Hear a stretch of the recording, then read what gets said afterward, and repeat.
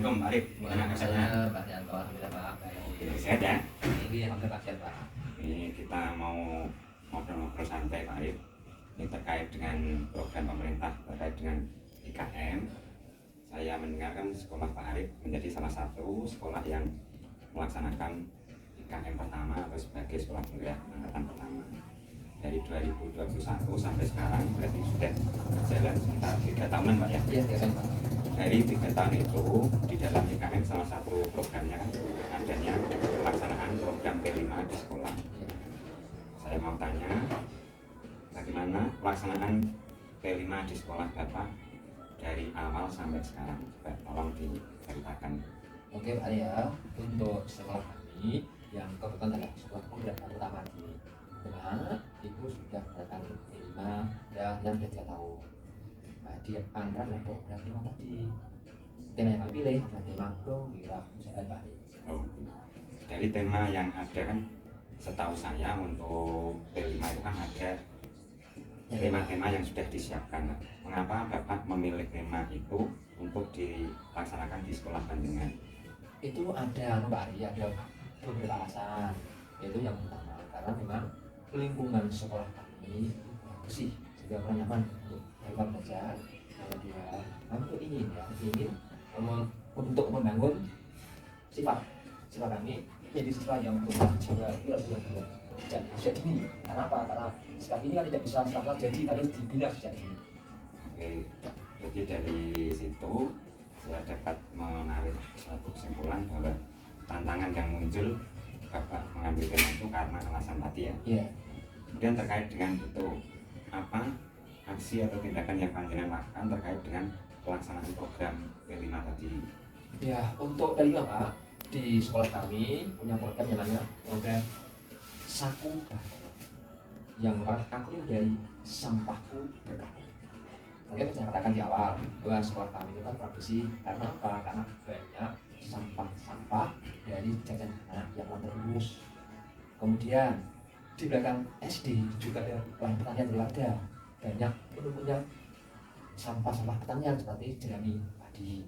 Kemudian yang ketiga adalah apa? Kebetulan sebagian besar orang tua murid itu berprofesi sebagai penjahit, sehingga banyak kain-kain kata yang masuk di sana konsumsi itu Pak. Oke, itu berarti situasi yang mendukung Bapak memilih program itu ya. Kemudian tadi dari situasi itu pasti dalam pelaksanaannya banyak pula hambatan atau tantangan yang panjenengan hadapi. Kira-kira tantangan apa Pak ya yang muncul saat panjenengan melaksanakan program itu? Oh, tantangannya banyak sekali Pak. Dari segi siswa sudah ada karena mereka masih kurang budayanya untuk membuat sama di tempatnya siswa. Yang kedua dari guru-guru kami juga masih kurang untuk itu menuntut anaknya untuk berlaku bersih, motivasi mereka untuk terbiasa dengan sama di tempatnya. Kemudian yang ketiga ya, tantangan ketiga itu gini, terkadang itu ada beberapa orang tua yang kurang paham tentang CP5 sehingga mereka protes ke sekolah, Pak, Bu, kenapa anak saya kok disuruh seperti ini, kan capek Bu, di sekolah juga madrasah mengajar seperti ini, sehingga seolah kan mereka tuh capek sekali untuk belajar di sekolah dan bukan P5 ini Pak. Oke, dari situ karena tadi Anda menyampaikan banyak beberapa tantangan yang muncul dan bagaimana Bapak mengatasi permasalahan atau tantangan yang muncul itu supaya program itu tetap bisa berjalan. Iya, memang kami sadar setiap usia itu pasti ada tantangannya. Maka solusi yang kami ambil untuk mengatasi ini adalah pertama, kami bangun dulu wali murid. Apa sih tujuan P5 itu? Lewat apa? Lewat grup-grup kelas. Karena untuk sekolah kami kan ada grup-grup kelas yang diikuti oleh orang tua murid. Kemudian untuk guru-guru kami ya, untuk dalam P5 tadi juga kami bentuk tim Pak. Tim pelaksana P5 yang sekarang sudah dibintek selama 10 hari itu yang di awal itu, sehingga mereka juga punya kompetensi di bidang itu. Nah, setelah itu baru dieksekusi, di mana untuk P5 ini kan lakukan setiap hari Sabtu Pak Ari. Tidak tiap Senin Selasa, khusus hari Sabtu dari pagi sampai siang, sehingga apa? Sampai terakumulasi cukup jam P5 dan kurikulum dari pemerintah. Setelah tantangan dan hambatan itu bisa panjenengan atasi, kemudian pasti panjenengan segera melakukan aksi untuk melaksanakan program yang tadi panjenengan beri nama tadi Saku Baku ya. Iya. Itu bisa panjenengan ceritakan bagaimana prosesnya hingga sampai apa yang dihasilkan dari program Saku Baku tadi. Ya, bagus sekali. Ya, semakin jelas ya. Itu gini. Kami, guru-guru kami, biasanya bermodul aja tentang P5 dulu. Tentang apa yang akan dilakukan dari minggu pertama, minggu kedua, dan seterusnya. Nah, dari modul itu, telah ada langkah-langkah. Oh, minggu pertama seperti ini, minggu kedua seperti ini, dan seterusnya. Nah, setelah itu, setiap minggu Pak Ari, PMK kan tujuannya bukan produk ya, tapi memanfaatkan atau menggunakan dalam proses. Maka ketika proses itu, guru-guru kami membawa jurnal penilaian setiap anak.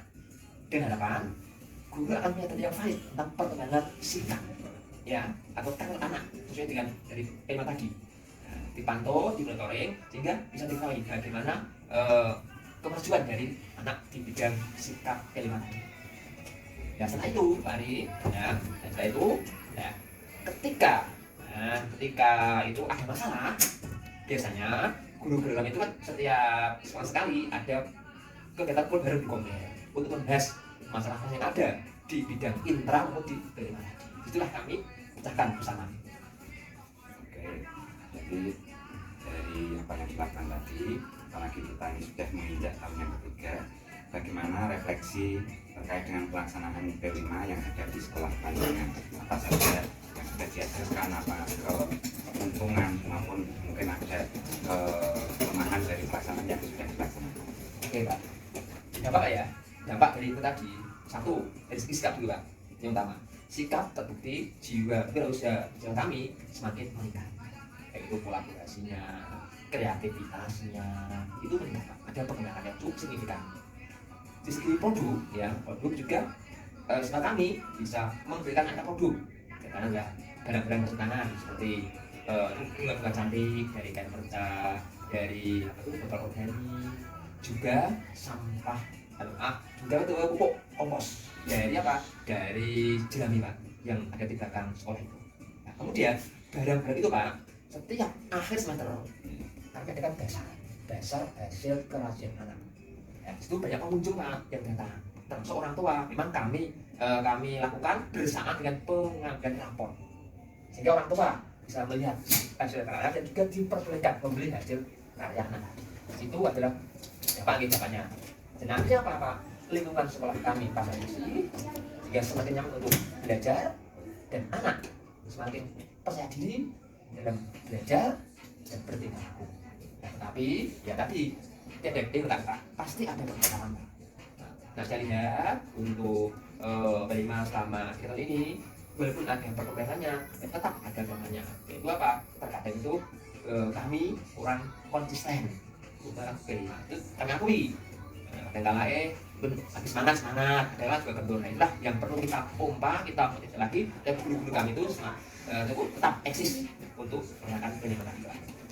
Oke, terima kasih Pak Arik. Jadi intinya terima kasih atas informasinya. Jadi kami hadir di sini untuk melihat atau mendengarkan terkait pelaksanaan program P5 di sekolah Bapak. Sekali lagi terima kasih. Ya, Pak ya. Assalamualaikum warahmatullahi wabarakatuh. Waalaikumsalam warahmatullahi wabarakatuh. Sekian, terima kasih.